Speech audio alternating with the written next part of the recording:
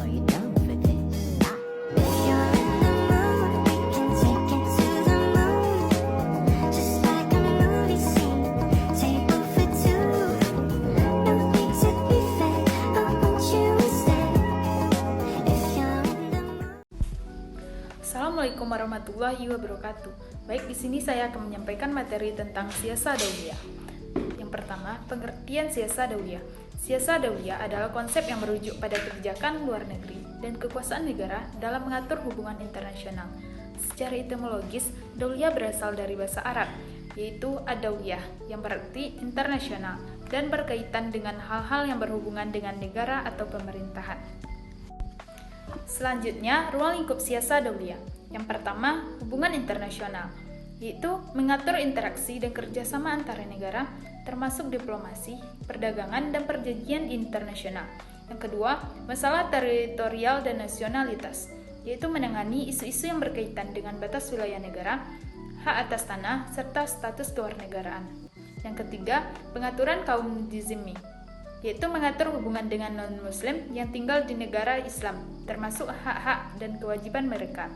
Yang keempat, etika perang, yaitu menetapkan aturan mengenai perang, termasuk larangan terhadap tindakan kekerasan yang tidak perlu, perlindungan terhadap warga sipil, dan perlakuan terhadap tawanan perang.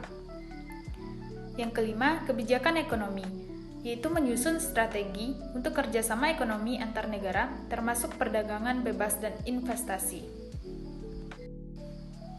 Yang keenam, keamanan internasional, yaitu mengatur kerjasama dalam isu-isu keamanan global seperti terorisme dan konflik bersenjata.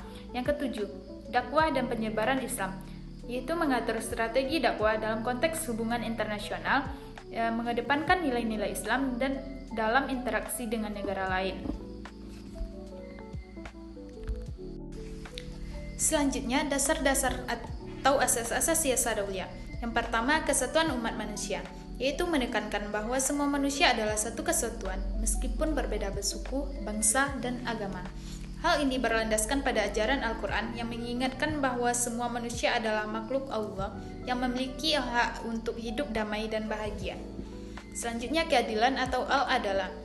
Setiap bangsa dan negara harus bertindak adil dalam hubungan internasional. Keadilan menjadi syarat utama untuk menciptakan hubungan yang harmonis dan damai antar negara. Selanjutnya, persamaan atau al-musawah, menyatakan bahwa setiap bangsa memiliki derajat yang sama dan hak yang setara dalam berinteraksi di kancah internasional. Hal ini penting untuk mencegah diskriminasi dan memastikan kerjasama yang setara. Selanjutnya, musyawarah atau syura. Dalam pengambilan keputusan, terutama yang berkaitan dengan perjanjian internasional, harus dilakukan melalui musyawarah untuk mencapai kesepakatan bersama yang menguntungkan semua pihak. Selanjutnya, toleransi atau biasa disebut al-tasamu, yaitu mengejarkan pentingnya toleransi antar negara dan antar budaya serta menolak permusuhan. Toleransi harus diimbangi dengan sikap tegas terhadap kejahatan.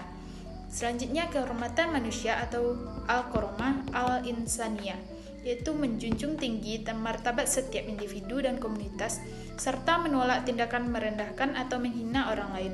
Kerjasama internasional harus didasarkan pada saling menghormati.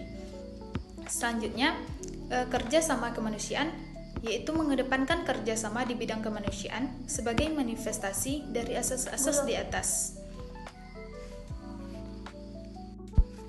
Selanjutnya, dalil tentang siasa dauliyah, yaitu terletak pada Al-Quran Surat An-Nisa ayat 135, yang artinya, wahai orang-orang yang beriman, jadilah kamu penegak keadilan dan saksi karena Allah.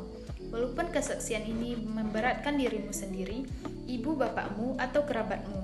Jika dia yang diberatkan dalam kesaksian, kaya atau miskin, Allah lebih layak tahu kemaslahatan keduanya.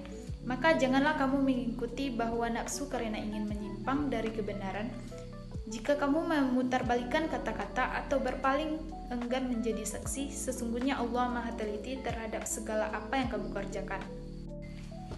Makna yang terkandung pada Al-Quran Surah An-Nisa ayat 135, yaitu ajaran Islam mewajibkan penegakan keadilan baik terhadap diri sendiri, keluarga, tetangga, bahkan terhadap musuh sekalipun. Kita wajib bertindak adil. Berikut referensi yang saya dapatkan.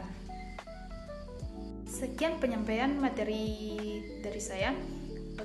Assalamualaikum warahmatullahi wabarakatuh.